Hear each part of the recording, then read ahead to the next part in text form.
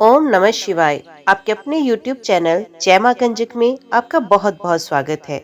भगवान भोलेनाथ व माता पार्वती की कृपा आप और आपके परिवार पर सदा सर्वदा बनी रहे। श्री शिव महापुराण की कथाओं को आगे बढ़ाते हुए आज की कथा का आरंभ हम पार्वती द्वारा गणेश जी की उत्पत्ति अध्याय से करेंगे। उम्मीद करती हूँ कथा का पूरा फल लेने के लिए आप कथा को शुरू से लेकर अंत तक जरूर श्रवण करेंगे। ओम नमः शिवाय। सूत जी कहते हैं, कुमार कार्तिकेय के उत्तम चरित्र को सुनकर नारद जी बहुत प्रसन्न हुए और प्रसन्नता पूर्वक ब्रह्मा जी से बोले, हे विधाता, आप ज्ञान के अथाह सागर हैं तथा करुणा निधान भगवान शिव के विषय में सब कुछ जानते हैं। आपने शिव पुत्र स्वामी कार्तिकेय के अमृतमय चरित्र को सुनाकर मुझ पर बड़ी कृपा की।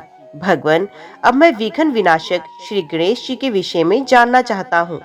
उनके दिव्य चरित्र, उनकी उत्पत्ति के विषय में सब कुछ सविस्तार बताकर मुझे कृतार्थ कीजिए। मुनि श्रेष्ठ नारद जी के ये उत्तम वचन सुनकर ब्रह्मा जी हर्ष पूर्वक बोले, नारद, तुम गणेश उत्पत्ति की कथा सुनना चाहते हो, अतएव तुम्हारी प्रसन्नता के लिए मैं तुम्हें उनके जन्म के विषय में बताता हूँ। एक बार की बात है कि देवी पार्वती की दो सखियां जया और विजया, जो सदा से ही उनके पास रहती थी, उनके पास आई और बोली, हे सखी, यहाँ कैलाश पर्वत पर भगवान शिव के असंख्य गण हैं। वे सदा भगवान शिव की आज्ञा का प्रसन्नता से पालन करते हैं। वे सदा भगवान शिव की आज्ञा को ही सर्वोपरि मानते हैं। इसलिए आपको भी अपने लिए किसी एक विशेष गण की रचना करनी चाहिए, जिसके लिए आपकी ही आज्ञा सर्वोच्च हो और वे किसी अन्य के सामने ना झुके। अपनी सखियों की बात यद्यपि पार्वती को एक बार को अच्छी लगी, परंतु अगले ही पल वे बोली कि भला मुझ में और मेरे पति में क्या भेद, हम दोनों एक ही हैं और सभी शिवगण मुझ में और सदा शिव में कोई अंतर नहीं समझते। वे हम दोनों को ही आज्ञा का सदा पालन करते हैं। पार्वती जी के ये वचन सुनकर उनकी सखियां आगे कुछ नहीं बोली और वहां से चली गई। एक दिन की बात है, देवी पार्वती अपने कक्ष में स्नान कर रही थी। वे नंदी को द्वारपाल बनाकर द्वार पर बैठाकर चली गई। तभी कक्ष में भगवान शिव का प्रवेश हो गया, क्योंकि नंदी अपने आराध्य शिव को अंदर आने से रोक ना पाए। देवी पार्वती को उस समय बड़ी लज्जा महसूस हुई। इस घटना के उपरांत पार्वती को अपनी सखियों द्वारा दिए गए सुझाव का स्मरण हुआ। तब उन्होंने सोचा कि मेरा भी कोई ऐसा सेवक होना चाहिए जो कार्य कुशल हो और मेरी आज्ञा का सदैव पालन करे, अपने कर्तव्य से कभी भी विचलित ना हो। ऐसा विचार करके उन्होंने अपने शरीर के मैल से शुभ लक्षणों से युक्त उत्तम बालक की रचना की। वे बालक शोभा संपन्न, महाबली, पराक्रमी और सुंदर था। पार्वती जी ने उसे सुंदर वस्त्र और आभूषणों से विभूषित करके उसे अनेक आशीर्वाद दिए।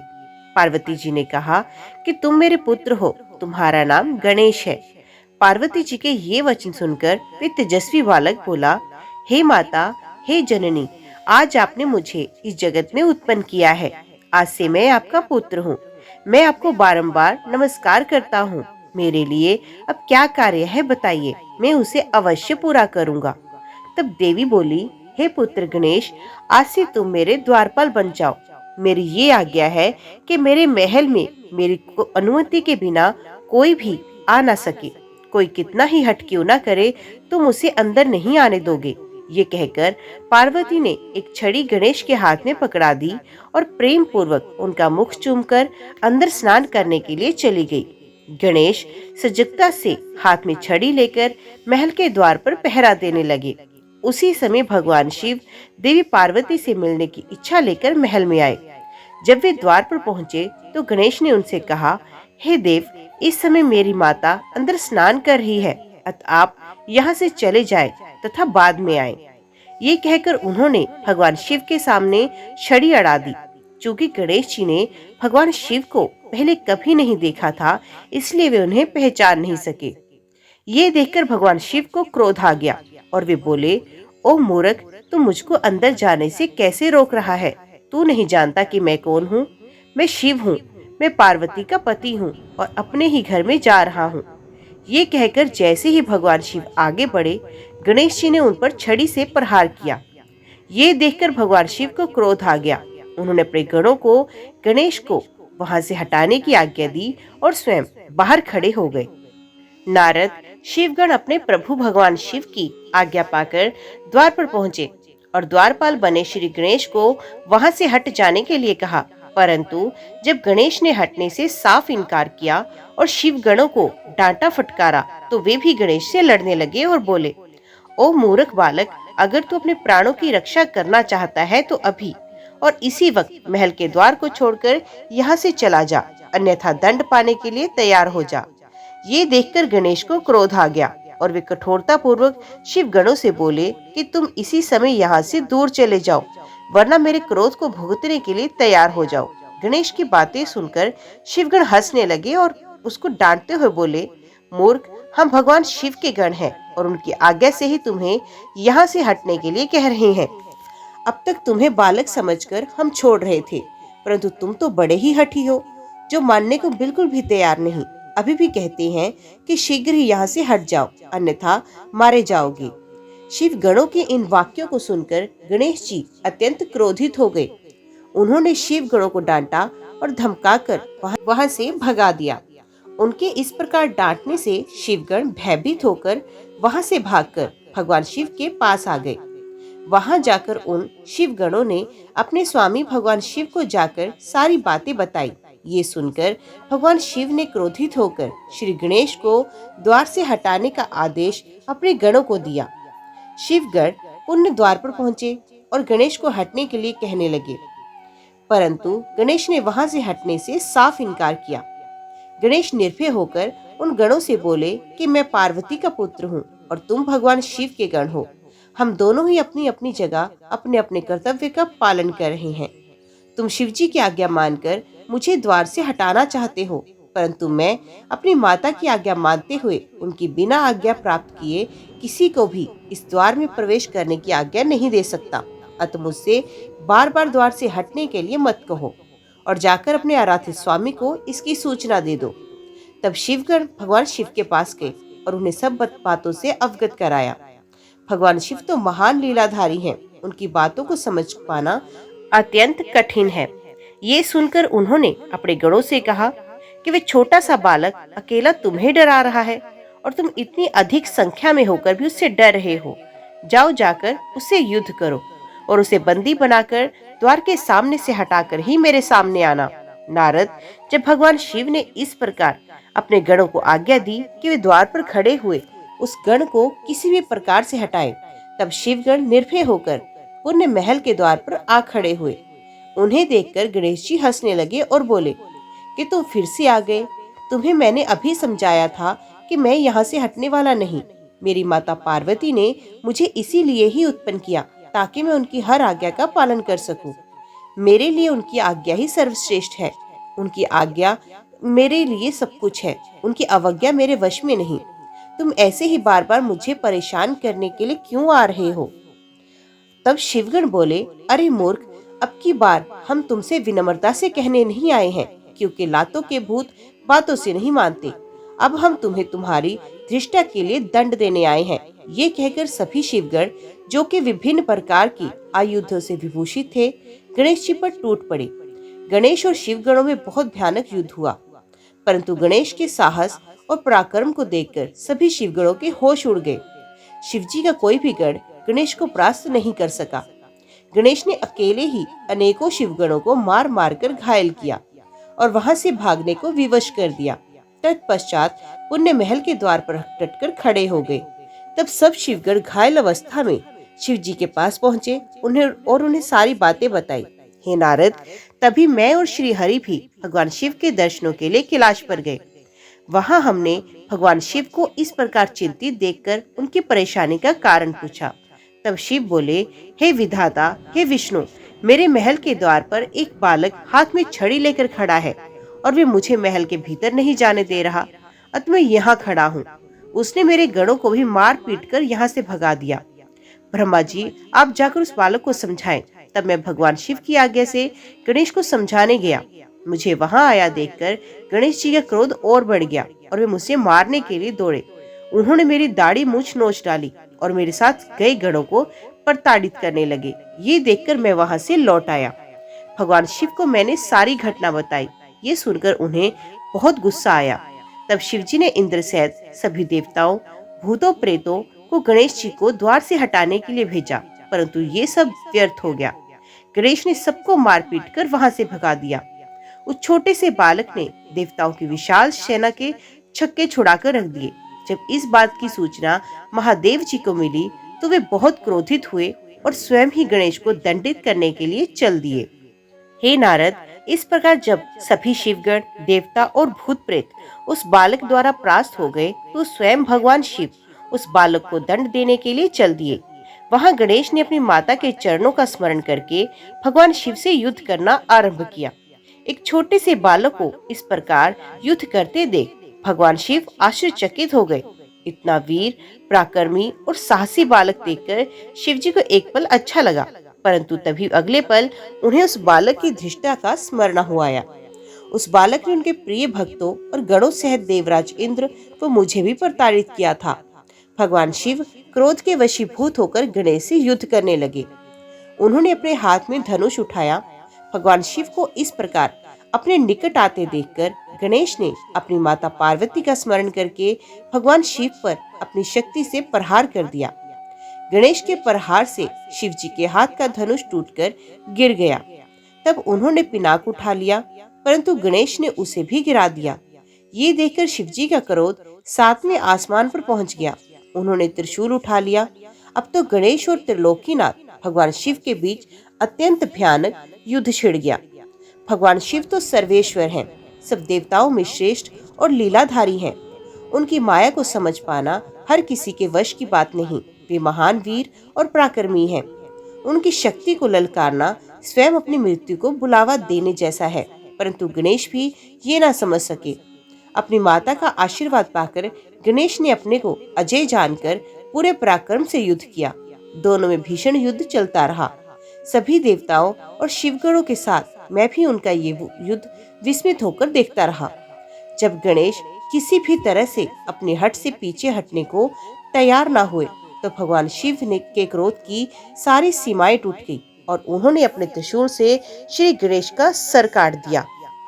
नारद जी बोले, हे ब्रह्मा जी, जब भगवान शिव ने क्रोधित होकर देवी पार्वती के प्रिय पुत्र गणेश का सिर काट दिया तो फिर क्या हुआ? जब देवी पार्वती को गणेश की मृत्यु की सूचना मिली तो उन्होंने क्या किया? भगवान, मुझ पर कृपा कर मुझे आगे के वृतांत के बारे में बताए। नारद जी के इस प्रकार प्रश्न करने पर ब्रह्मा जी मुस्कुराए और बोले, नारद, जैसे ही भगवान शिव ने क्रोधवश उस बालक का सर काटकर उसे मौत के घाट उतारा, वैसे ही वहां खड़े सभी शिवगणों की प्रसन्नता देखते ही बनती थी। उन सभी ने खुश होकर गाजे बाजे बजाए और वहां बहुत बड़ा उत्सव होने लगा। सब मस्त होकर नाचने लगे। भगवान शिव की चारों ओर जय जयकार होने लगी। दूसरी ओर जब पार्वती स्नान कर चुकी तो उन्होंने अपनी सखी को बाहर भेजा कि वे गणेश को अंदर बुला ले। और जब वे बाहर आई तो उसने वहां का जो हाल देखा उसे देखकर भयभीत हो गई। गणेश का सर कटा हुआ अलग पड़ा था और धड़क अलग। सब देवता और शिवगण प्रसन्न होकर नृत्य कर रहे थे। ये दृश्य देखकर पार्वती की वे सखी भागी भागी भीतर गई और जाकर पार्वती को इन सब बातों के बारे में बताया। अपने पुत्र गणेश की मृत्यु का समाचार पाते ही देवी पार्वती अत्यंत क्रोधित हो गई। उन्होंने रोना आरंभ किया। रोते बिलखते हुए कहती, हाय, मैं क्या करूं, कहां जाऊं? मैं तो अपने पुत्र की रक्षा भी नहीं कर सकी। सब देवताओं और शिव गणों ने मिलकर मेरे प्यारे पुत्र को मौत के घाट उतार दिया। अब मैं भी अपने पुत्र का संहार करने वालों का विनाश कर दूंगी। मैं प्रलय मचा दूंगी। ये कहकर उन्होंने 100,000 शक्तियों की रचना की और देखते ही देखते वहां माँ जगदम्बा की विशाल सेना इकट्ठी हो गई। वे शक्तियां प्रकट होते ही हाथ जोड़ पार्वती को प्रणाम करते हुए बोली, हे माता, हे देवी, हम सबको इस प्रकार प्रकट करने का क्या कारण है? हमें आज्ञा दीजिए, हमें क्या करना है? तब क्रोध में तमतमाती हुई देवी पार्वती बोली, तुम सब जाकर मेरे पुत्र का वध करने वालों का नाश कर दो। तुम देव सेना में प्रलय मचा दो। आज्ञा पाते ही देवी पार्वती की वे शक्तिशाली सेना वहां से चली गई। बाहर जाकर उसने देवताओं और शिवगणों पर आक्रमण कर दिया। विक्रोधित देवियां किन्हीं देवताओं को पकड़ पकड़ कर अपने मुंह में डाल लेती तो किसी पर अस्त्र शस्त्रों का प्रहार करती। इस प्रकार उन्होंने वहां आतंक मचा दिया। वहां चारों ओर त्राही त्राही मच गई। लोग अपनी जान बचाने के लिए जहां तहां भागने लगे। ये नजारा देखकर भगवान शिव, मैं और श्री हरि विष्णु बहुत चिंतित हुए। हमने सोचा कि अगर इन दैवीय शक्तियों को ना रोका गया तो पल भर में ही देवताओं की समाप्ति हो जाएगी, इस धरा पर प्रलय आ जाएगी। सब सोचने लगे कि इस विनाश लीला को कैसे रोका जा सकता है। नारद उसी समय तुम आकर कहने लगे कि संहार को देवी पार्वती ही रोक सकती हैं। इसके लिए आवश्यक है उनकी स्तुति करके उन्हें प्रसन्न किया जाए और किसी भी तरह उनके क्रोध को शांत किया जाए। सभी देवताओं को तुम्हारा ये विचार बहुत पसंद आया, परंतु देवी पार्वती के गुस्से से सभी घबरा रहे थे। उनके सामने जाने का साहस किसी में नहीं था। सबने तुम्हें आगे कर दिया। हम सब महल के भीतर पार्वती के पास गए। सब देवता मिलकर देवी की स्तुति करने लगे और बोले, हे जगदम्बे, हे चंडिके, हम सब आपको प्रणाम करते हैं। आप आदि शक्ति हैं, आप परम शक्तिशाली हैं। आपने इस जगत की रचना की है, आप ही प्रकृति हैं। आप प्रसन्न होने पर मनोवांछित फलों को देती हैं, जबकि क्रोधित होने पर सब कुछ छीन लेती हैं। हे देवी, हम सब अपने अपराध के लिए आपसे क्षमा याचना करते हैं। हम सबके अपराध को क्षमा करो और अपने क्रोध को शांत करो। हे महामाई, हम तुम्हारे चरणों में अपना शीश झुकाते हैं। हे माता, हम पर अपनी कृपा दृष्टि करो। हे परमेश्वरी, सब कुछ भूल कर प्रसन्न हो जाओ और भयानक रक्तपात को रोक दो। इस प्रकार देवताओं की स्तुति सुनकर देवी चुप रही। कुछ समय सोचकर बोली, हे देवताओं, वैसे तो तुम्हारा अपराध सर्वथा अक्षम्य है, फिर भी तुम्हारी क्षमा याचना को मैं सिर्फ एक शर्त पर स्वीकार कर सकती हूँ। यदि मेरा पुत्र गणेश पहले की भांति जीवित हो जाए तो मैं तुम सबको क्षमा कर दूंगी। ये सुनकर सब देवता चुप हो गए, क्योंकि ये तो असंभव था। फिर सभी देवता हाथ जोड़कर करुण अवस्था में भगवान शिव के सामने खड़े हो गए और बोले, भगवान, अब आप ही हमारी रक्षा कर सकती हैं। जिस प्रकार आपने गणेश का सर काटकर उसे मारा है, उसी प्रकार अब उसे जीवित भी कीजिए। देवताओं की प्रार्थना सुनकर भगवान शिव बोले कि देवताओं, तुम परेशान मत हो, मैं वही कार्य करूंगा जिससे तुम्हारा मंगल हो।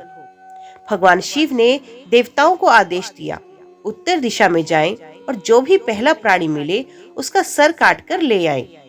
तब उसका सर हम गणेश के धड़ से जोड़कर उसे जीवित कर देंगे। देवता उत्तर दिशा की ओर गए। वहां सर्वप्रथम उन्हें एक दांत वाला हाथी मिला। वे उसका सर काटकर ले आए। वहां महल के द्वार पर वापस आकर उन्होंने गणेश के धड़ को धो पोंछ कर साफ किया और उसकी पूजा की। तब उसमें हाथी का सर लगा दिया। तत्पश्चात श्री हरि विष्णु ने भगवान शिव के चरणों का ध्यान करते हुए मंत्रों से अभिमंत्रित जल गणेश के मृत शरीर पर छिड़का। जल के छींटे पड़ते ही भगवान शिव की कृपा से वे बालक ऐसे उठ खड़ा हुआ जैसे अभी अभी नींद से जगा हो। वे बालक अब हाथी का मुख लग जाने से गजमुखी हो गया था, परंतु फिर भी बहुत सुंदर और दिव्य लग रहा था। रक्त वर्ण का वे बालक अद्भुत शोभा से आलोकित हो रहा था। जब भगवान शिव की कृपा से पार्वती पुत्र गणेश जीवित हो गया तो सभी देवता और शिवगण अत्यंत प्रसन्न होकर नृत्य करने लगे। उनका सारा दुख पल भर में दूर हो गया। देवी पार्वती अपने प्रिय पुत्र गणेश को जीवित देखकर बहुत प्रसन्न हुई और उनका क्रोध भी शांत हो गया। नारद जी बोले, हे विधाता, जब भगवान शिव की कृपा से पार्वती पुत्र गणेश पुण्य जीवित हो गए तब वहाँ क्या हुआ? जीवित होकर उन्होंने क्या किया? नारद जी का ये प्रश्न सुनकर ब्रह्मा जी बोले, हे नारद, जब श्री हरि विष्णु ने हाथी का मस्तक गणेश के धड़ से जोड़कर उसे जीवित कर दिया, तब ये देखकर देवी पार्वती बहुत प्रसन्न हुई। उन्होंने गणेश को बाहों में भरकर गले से लगा लिया और उसे चूमने लगी। फिर उन्होंने गणेश को सुंदर व मनोहर वस्त्रों एवं रत्न जड़ित आभूषणों से सजाया। अनेक सिद्धियों एवं मंत्रों से विधि पूर्वक अपने पुत्र का पूजन करने के बाद कल्याण में पार्वती ने गणेश के सर पर हाथ रखकर वरदान देते हुए कहा, ए मेरे प्यारे पुत्र गणेश, तुझे तेरी माता की आज्ञा से बहुत कष्ट सहना पड़ा। परंतु आज के बाद तुझे कभी भी किसी भी प्रकार का कोई कष्ट नहीं होगा। सभी देवता तुझे पूजेंगे। पुत्र, तुम्हारे मस्तक पर सिंदूरी रंग की आभा है, इसलिए तुम्हारा पूजन सदैव सिंदूर से किया जाएगा। जो भी सिद्धियों और अभीष्ट फलों को प्राप्त करने के लिए तुम्हारा पूजन सिंदूर से करेगा, उसके काम में आने वाली सभी बाधाएं और विघ्न दूर हो जाएंगे। इस प्रकार जब देवी पार्वती ने गणेश पर अपने आशीर्वादों की कृपा की, तब भगवान शिव भी प्रसन्नता पूर्वक गणेश के सर पर हाथ फेरने लगे। माता पार्वती ने प्रसन्नता पूर्वक पहले भगवान शिव को देखा और फिर श्री गणेश को संबोधित करती हुई बोली, पुत्र, यही तुम्हारे पिता भगवान शिव हैं। तब गणेश जी तुरंत उठ खड़े हुए और भगवान शिव के चरणों पर गिरकर अपने अपराध की क्षमा मांगने लगे। गणेश ने कहा, हे पिताजी, मैं अज्ञानतावश आपको पहचान नहीं सका, इसी कारण मैंने आपको घर के भीतर नहीं जाने दिया। हे प्रभु, आप मेरी इस मूर्खता को कृपा करके क्षमा करें। अपने पुत्र गणेश को इस प्रकार क्षमा याचना करते देखकर भगवान शिव ने प्रसन्नता पूर्वक उन्हें क्षमा कर दिया। तब मैं विष्णु जी और शिव जी त्रिदेवों ने कहा, जिस प्रकार इस संसार में हम तीनों देवों की पूजा होती है, उसी प्रकार गणेश भी सभी के द्वारा पूज्य होंगे। किसी भी मांगलिक कार्य में सर्वप्रथम गणेश का ही पूजन किया जाएगा, तत्पश्चात हम सबका। यदि ऐसा ना किया गया तो पूजा सफल नहीं होगी तथा पूजा का फल भी नहीं मिलेगा। तब शिवजी ने सभी मांगलिक पूजन वस्तुएं मंगाकर गणेश का पूजन किया। उसके बाद मैंने, विष्णु जी ने और पार्वती और अन्य देवताओं ने भी उनकी विधि विधान से पूजा की।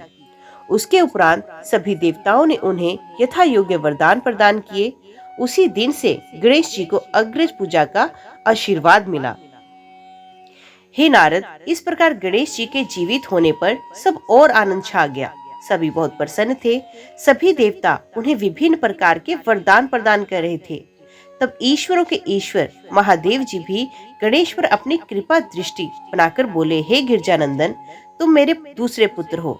तुम्हें ना पहचानने के कारण तुम्हारे यहाँ अपमान हुआ, इसलिए मेरे भक्तों ने तुम पर आक्रमण किया, परंतु आज से कोई भी तुम्हारा विरोध नहीं करेगा। तुम सभी के पूजनीय और वंदनीय होगे। तुम साक्षात जगदम्बा के तेज से उत्पन्न होने के कारण परम तेजस्वी और पराक्रमी हो। तुम्हारी वीरता और साहस का लोहा इस संसार में हर प्राणी मानेगा। आज से तुम मेरे सभी शिव गणों के अध्यक्ष हो। ये सभी तुम्हारे आदेशों का ही पालन करेंगे। आज से तुम गणपति नाम से भी जाने जाओगे। ये कहकर सर्वेश्वर भगवान शिव 2 पल के लिए मौन हुए और फिर बोले, हे गणपति, तुम्हारा जन्म भाद्रपद मास के कृष्ण पक्ष की चतुर्थी तिथि को देवी पार्वती के निर्मल हृदय से चंद्रमा के उदय के समय हुआ। इसलिए आज से इस दिन जो भी पूरी भक्ति भावना से तुम्हारा स्मरण करके व्रत करेगा, उसे समस्त सुखों की प्राप्ति होगी। मार्गशीर्ष मास के कृष्ण पक्ष की चतुर्थी के दिन सुबह स्नान करके व्रत रखें। धातु, मूंगे या मिट्टी की मूर्ति बनाकर उसकी प्रतिष्ठा करें। तत्पश्चात मूर्ति की दिव्य गंधों, चंदन एवं सुगंधित फूलों से पूजा करें। रात्रि में 12 उंगल लंबी 3 गांठ वाली 101 दुर्वाओं से पूजन करना चाहिए। उसके बाद धूप, दीप, नैवेद्य, तांबूल अर्घ्य देकर गणेश जी की पूजा करें। बाद में बाल चंद्रमा का पूजन करें। फिर ब्राह्मणों को उत्तम भोजन कराएं। स्वयं बिना नमक का ही खाना खाएं। इस प्रकार इस उत्तम गणेश चतुर्थी का व्रत करें। जब व्रत करते करते 1 वर्ष हो जाए, तब भक्ति भावना से इस व्रत का उद्यापन करना चाहिए। उद्यापन में 12 ब्राह्मणों को भोजन कराएं। व्रत का उद्यापन करते समय पहले से स्थापित कलश के ऊपर गणेश की मूर्ति रखें। वेदी तैयार करके उस पर अष्टदल कमल बनाकर हवन करें। तत्पश्चात मूर्ति के सामने 2 स्त्रियों व बालकों को बिठाकर उनकी विधि विधान से पूजा करें। फिर उन्हें आदर पूर्वक भोजन कराएं। पूरी रात उनका भक्ति भाव से जागरण करें। सुबह होने पर गणेश जी का पुण्य पूजन करें। पूजन करने के पश्चात उनका विसर्जन करें। फिर बालकों से आशीर्वाद लेकर उनसे स्वस्तिक वाचन कराएं और व्रत को पूर्ण करने हेतु श्री गणेश को पुष्प अर्पित करें। तत्पश्चात भक्ति भाव से दोनों हाथ जोड़कर उन्हें नमस्कार करें। हे गणेश, इस प्रकार जो श्रद्धा पूर्वक उत्तम भक्ति भाव के साथ तुम्हारी शरण में आएगा और तुम्हें रोज पूजेगा, उसके सभी कार्य सफल हो जाएंगे। तथा उसे सभी अभीष्ट फलों की प्राप्ति होगी। गणेश का पूजन सच्चे मन से सिंदूर, चंदन, चावल और केतकी के फूलों से करने वाले के सभी विघ्नों और क्लेशों का नाश हो जाएगा। उस मनुष्य के अभीष्ट कार्य अवश्य ही सिद्ध होंगे। ये गणेश चतुर्थी व्रत सभी स्त्री एवं पुरुषों के लिए श्रेष्ठ है। विशेषतः जो मनुष्य अभय उदय की इच्छा रखते हैं, उन्हें उत्तम भक्ति भावना से इस व्रत को अवश्य करना चाहिए, क्योंकि गणेश चतुर्थी का दिन व्रत करने वाले मनुष्य की सभी इच्छाएं और कामनाएं पूरी होती हैं। इसलिए सभी मनुष्यों को इस श्रेष्ठ व्रत को पूरा करना चाहिए तथा सदैव तुम्हारी भक्ति भाव से आराधना करनी चाहिए। इस प्रकार त्रिलोकीनाथ भगवान शिव ने अपने पुत्र गणेश को सभी मनुष्यों तथा देवताओं द्वारा पूजित होने का उत्तम आशीर्वाद प्रदान किया। सभी देवता और ऋषि मुनि भगवान शिव के वचन सुनकर बहुत प्रसन्न हुए। उनके आनंद की कोई सीमा ना रही। वे सभी भक्ति रस में डूबकर शिव पार्वती पुत्र गणपति की आराधना करने लगे। ये देखकर देवी पार्वती की खुशी की कोई सीमा ना रही। वे देवताओं को अपने पुत्र गणेश का पूजन करते देख मन ही मन भगवान शिव के चरणों का ध्यान करते हुए उनका धन्यवाद करने लगी। उनका सारा क्रोध पल भर में ही शांत हो गया। उस समय सभी दिशाओं में सुमधुर तुदंबियां बजने लगी, अप्सराएं सहर्ष नृत्य करने लगी, सुंदर मंगल गान होने लगे तथा श्री गणेश जी पर आकाश से फूलों की वर्षा होने लगी। अपने पुत्र को गणाधीश बनाए जाने पर माता पार्वती फूली नहीं समा रही थी। उस समय चारों ओर उत्सव होने लगा। तत्पश्चात उस समय वहां उपस्थित समस्त देवता और ऋषि मुनि उस स्थान के निकट गए जहां भगवान शिव और देवी पार्वती अपने पुत्र गणेश के साथ विराजमान थे। देवताओं और ऋषियों ने भक्ति भावना से उन्हें नमस्कार किया, उनकी स्तुति करने लगे। फिर शिवजी से विदा लेकर सब अपने अपने धामों को चले गए। फिर मैं और श्री हरि भी उनसे विदा लेकर अपने लोकों को लौट गए। जब मनुष्य शुद्ध हृदय से सावधान होकर इस परम मंगलकारी कथा को सुनता है, वे सभी मंगलों का भागीदार हो जाता है। ये गणेश चतुर्थी व्रत की उत्तम कथा पुत्रहीनों को पुत्र, निर्धनों को धन, रोगियों को आरोग्य, अभागों को सौभाग्य प्रदान करती है। जिस स्त्री का पति उसे छोड़कर चला गया हो, गणेश की आराधना के प्रभाव से पुण्य उसके पास लौट आता है। दुखों और शोकों में डूबा मनुष्य इस उत्तम कथा को सुनकर शोक रहित होकर सुखी हो जाता है।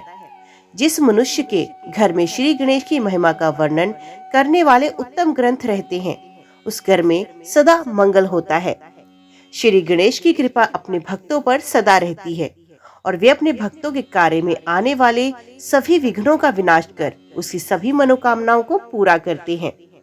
नारद जी ने पूछा, हे विधाता, आपने मुझे श्री गणेश के जन्म एवं उनके अद्भुत पराक्रम और साहस के साथ माता पार्वती के द्वार की रक्षा करने का उत्तम वृतांत सुनाया।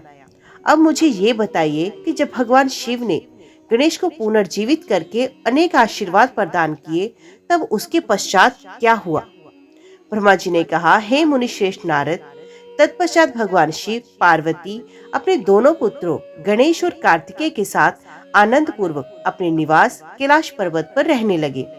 शिव पार्वती अपने पुत्रों गणेश और कार्तिकेय की बाल लीलाओं को देखकर बहुत प्रसन्न होती और बहुत लाड प्यार करते। वे दोनों अपने माता पिता की भक्ति भावना से पूजा अर्चना करते, जिसे शिव पार्वती बहुत प्रसन्न होते। धीरे धीरे ऐसी ही लीलाओं के बीच समय बीतता गया और गणेश व कार्तिकेय युवा हो गए। तब एक दिन शिव पार्वती साथ साथ बैठे हुए आपस में बातचीत कर रहे थे। देवी पार्वती ने भगवान शिव से कहा कि प्रभु, हमारे दोनों ही पुत्र विवाह के योग्य हो गए हैं, अतः हमें अब दोनों पुत्रों का विवाह कर देना चाहिए। तब दोनों ये विचार करने लगे, पहले गणेश का विवाह किया जाए या कार्तिकेय का। जब माता पिता ने अपनी इच्छा पुत्रों को बताई, तो उनके मन में भी विवाह की इच्छा जाग गई। दोनों पुत्र विवाह के लिए सहर्ष तैयार हो गए। तब भगवान शिव अपने पुत्रों से बोले, हे पुत्रों, तुम दोनों ही हमारे लिए प्रिय हो, परंतु हम इस असमंजस में हैं कि तुम दोनों में से पहले किसका विवाह किया जाए। इसलिए हमने एक युक्ति निकाली है।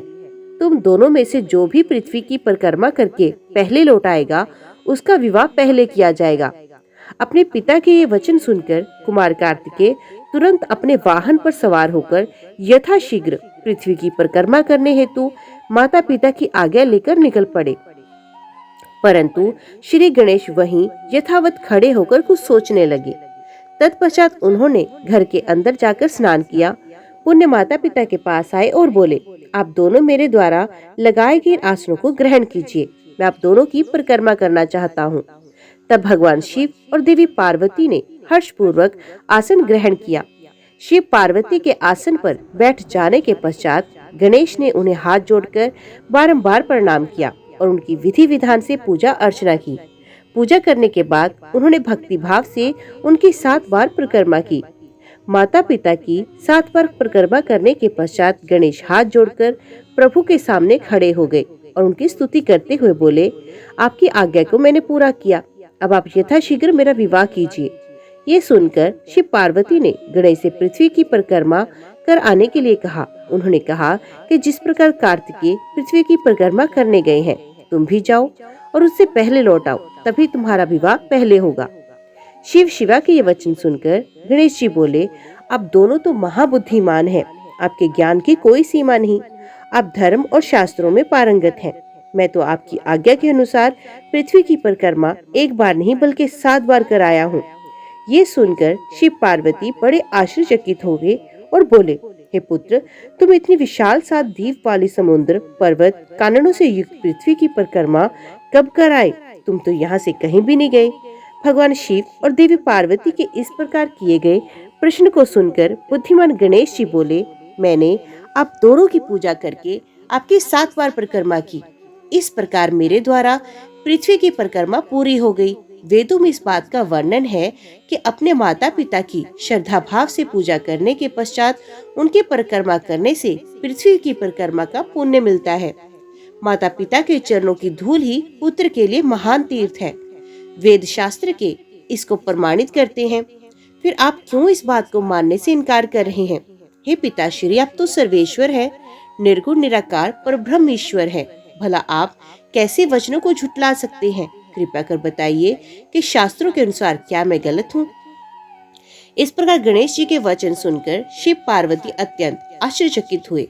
अपने पुत्र गणेश को वेदों और शास्त्रों का ज्ञाता जानकर उनकी प्रसन्नता की कोई सीमा न रही और वे मुस्कुराते हुए बोले, हे प्रिय पुत्र, तुम बलवान और साहसी होने के साथ साथ परम बुद्धिमान भी हो। ये सत्य है कि जिसके पास बुद्धि बल है वही बलशाली भी है। बिना बुद्धि के बल का प्रयोग भी संभव नहीं होता। बुद्धिहीन मनुष्य संकट में फंस जाने पर बलशाली होने के बावजूद भी मुक्त नहीं हो पाता। वेद शास्त्र पुराण यही बताते हैं कि माँ बाप का स्थान सबसे ऊपर है, उनके चरणों में ही स्वर्ग है। अपने माता पिता की आज्ञा का पालन करना ही पुत्र का एकमात्र धर्म है। उनकी परिक्रमा पृथ्वी की परिक्रमा से भी बढ़कर है। तुम्हारी बात सर्वदा सत्य है। तुमने कार्तिकेय से पहले ही पृथ्वी की परिक्रमा पूर्ण कर ली। हमें तुम्हारा विवाह सबसे पहले और शीघ्र ही करना होगा। जब भगवान शिव और पार्वती ने गणेश की बात का समर्थन कर उसे स्वीकार किया, तब गिरजानंदन प्रसन्न हो गए और अपने माता पिता को प्रणाम करके वहां से चले गए।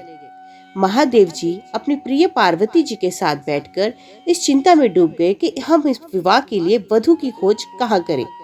जब वे इस प्रकार विचार कर ही रहे थे, तभी प्रजापति विश्वरूप कैलाश पर्वत पर पधारे और उन्होंने भक्ति भाव से शिव शिवा को नमस्कार कर उनकी स्तुति की।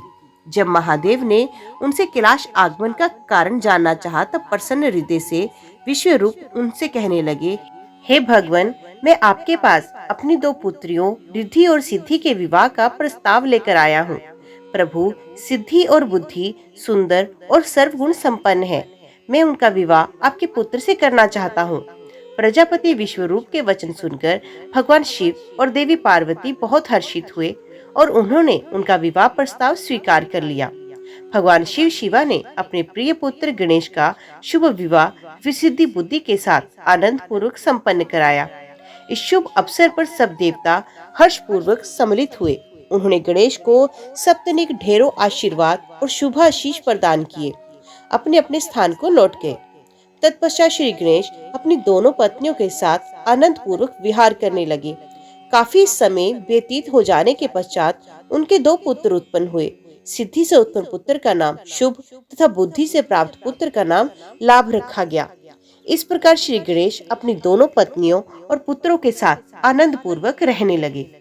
जब श्री गणेश को सुख पूर्वक अपना जीवन व्यतीत करते हुए काफी समय बीत गया, तब कुमार कार्तिकेय पृथ्वी की परिक्रमा करके लौट आए। वे घर पहुंचने ही वाले थे कि रास्ते में उनकी भेंट नारद तुमसे हो गई। तब तुमने कार्तिकेय से कहा कि तुम्हारे माता पिता ने तुमसे सौतेला व्यवहार किया, तुम्हें पृथ्वी की परिक्रमा पर भेजकर तुम्हारे भाई गणेश का 2 सुंदर कन्याओं से विवाह कर दिया। अब तो उनके 2 पुत्र भी हो चुके हैं और वो आनंद पूर्वक अपना जीवन सुख से बिता रहे हैं। ये तुम्हारे माता पिता ने अच्छा नहीं किया।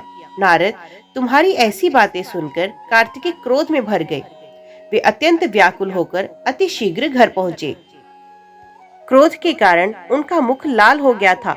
कैलाश पर्वत पर पहुंचकर उन्होंने अपने माता पिता को हाथ जोड़कर प्रणाम किया।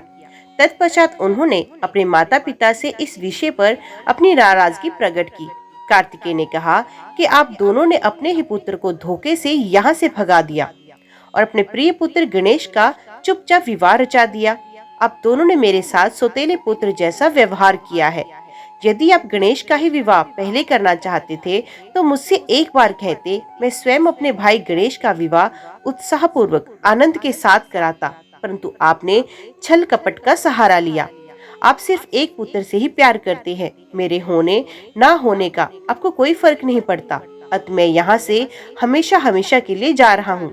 अब मैं क्रोंच पर्वत पर जाकर सदैव तपस्या करूंगा। ये कहकर कुमार कार्तिकेय वहाँ से चले गए। भगवान शिव और पार्वती ने उन्हें समझाना चाहा, पर उन्होंने उनकी बात अनसुनी कर दी। नारद उस दिन से स्वामी कार्तिकेय कुमार नाम से प्रसिद्ध हो गए। तब से इन तीनों लोकों में उनका नाम कुमार कार्तिकेय विख्यात हो गया। कार्तिकेय का नाम पापहारी, शुभकारी, पुण्यमयी और ब्रह्मचर्य की शक्ति प्रदान करने वाला है। कार्तिक पूर्णिमा के दिन कृति नक्षत्र में जो भी मनुष्य स्वामी कार्तिकेय के दर्शन अथवा पूजन करता है, उसके सभी पाप नष्ट हो जाते हैं और उसे मनोवांछित फलों की प्राप्ति होती है। सभी देवता और ऋषिगण भी इसी दिन कार्तिकेय के दर्शनों को जाते हैं। उधर कुमार कार्तिकेय के इस प्रकार नाराज होकर चले जाने के कारण उनकी माता पार्वती बहुत दुखी थी। वे शिवजी को साथ लेकर क्रोंच पर्वत पर गई। उन्हें देखकर कार्तिकेय पहले ही वहां से चले गए। तब भगवान शिव उस उत्तम स्थान पर जहां उनके पुत्र कार्तिकेय ने तप किया था, मल्लिका अर्जुन नामक ज्योतिर्लिंग के रूप में स्थापित हो गए और आज भी देवी पार्वती के साथ विराजमान है। उस दिन से शिव शिवा दोनों अपने पुत्र कार्तिकेय को ढूंढने के लिए अमावस्या को शिव और पूर्णिमा के दिन पार्वती जी क्रोंच पर्वत पर जाते हैं। नारद, मैंने तुम्हें समस्त पापों का नाश करने वाले श्री गणेश और कार्तिकेय के चरित्र को सुनाया है। जो भी मनुष्य भक्ति भाव से इसे पढ़ता, सुनता अथवा सुनाता है, उसके सभी मनोरथ पूर्ण होते हैं। ये कथा पापनाशक, सुख देने वाली, मोक्ष दिलाने वाली एवं कल्याणकारी है। इसलिए निष्काम भक्तों को इसको अवश्य सुनना, पढ़ना और सुनाना चाहिए। ओम नमः शिवाय। आज की वीडियो में इतना ही। उम्मीद करती हूँ वीडियो आपको पसंद आई होगी। वीडियो पसंद आई हो तो वीडियो को लाइक और चैनल को सब्सक्राइब जरूर कीजिएगा। ओम नमः शिवाय लिखकर कमेंट बॉक्स में अपनी हाजिरी और अपने सुझाव देना ना भूलेगा। तो मिलते हैं अगले अध्याय के साथ। तब तक के लिए देखते व सुनते रहिए। जय मां कंजक, जय माता दी।